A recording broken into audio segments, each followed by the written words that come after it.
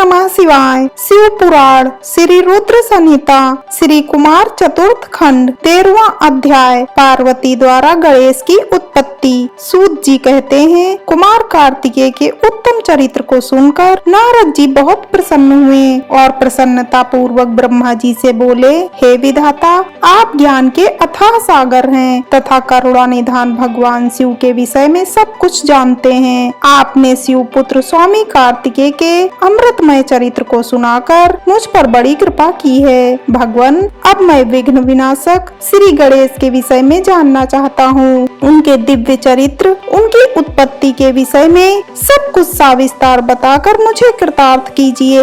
मुनि श्रेष्ठ नारद के ये उत्तम वचन सुनकर ब्रह्मा जी हर्ष पूर्वक बोले, नारद, तुम गणेश उत्पत्ति की कथा सुनना चाहते हो, अतएव तुम्हारी प्रसन्नता के लिए मैं तुम्हें उनके जन्म के विषय में बताता हूँ। एक बार की बात है, देवी पार्वती की दो सखियाँ जया और विजया, जो सदा से ही उनके पास रहती थी, उनके पास आई और बोली, हे सखी, यहाँ कैलाश पर्वत पर भगवान शिव के असंख्य गण हैं। वे सदा भगवान शिव की आज्ञा का प्रसन्नता से पालन करते हैं। वे सदा भगवान शिव की आज्ञा को ही सर्वोपरि मानते हैं। इसीलिए आपको भी अपने लिए एक विशेष ऐसे गण की रचना करनी चाहिए जिसके लिए आपकी ही आज्ञा सर्वोच्च हो और वह किसी अन्य के सामने न झुके। अपनी सखियों की बात यद्यप पार्वती को एक बार को अच्छी लगी, परंतु अगले ही पल वे बोली कि भला मुझ में और मेरे पति में क्या भेद है?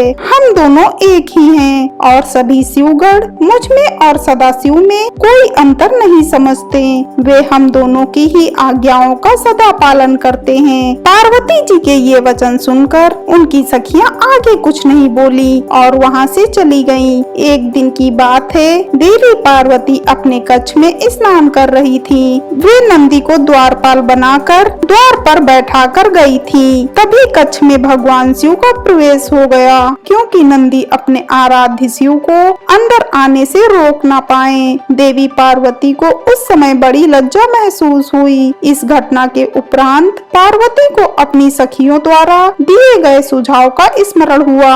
तब उन्होंने सोचा कि मेरा भी कोई ऐसा सेवक होना चाहिए जो कार्य कुशल हो और मेरी आज्ञा का सदैव पालन करे, अपने कर्तव्य से कभी भी विचलित ना हो।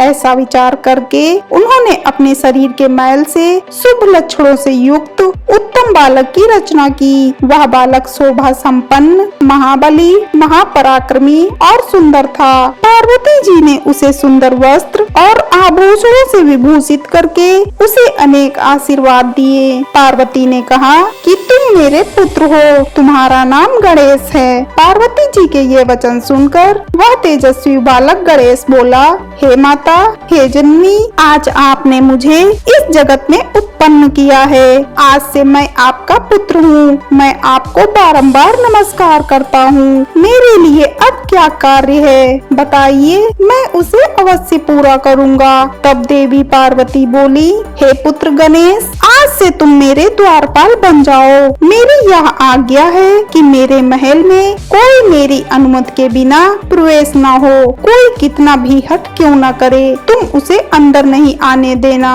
यह कहकर पार्वती ने एक छड़ी गणेश के हाथ में पकड़ा दी और प्रेम पूर्वक उनका मुख चूमकर अंदर स्नान करने के लिए चली गयी। गणेश सजगता से हाथ में छड़ी लेकर महल के द्वार पर पहरा देने लगे। उसी समय भगवान शिव देवी पार्वती से मिलने की इच्छा लेकर महल में आ गए। जब वे द्वार पर पहुँचे तो गणेश ने उनसे कहा, हे देव, इस समय मेरी माता अंदर स्नान कर रही हैं, अतः आप यहाँ से चले जाएं तथा बाद में आएं। यह कहकर भगवान शिव के सामने छड़ी अड़ा दी। चूँकि गणेश जी ने भगवान शिव को पहले कभी नहीं देखा था, इसीलिए उन्हें वे नहीं पहचान सके।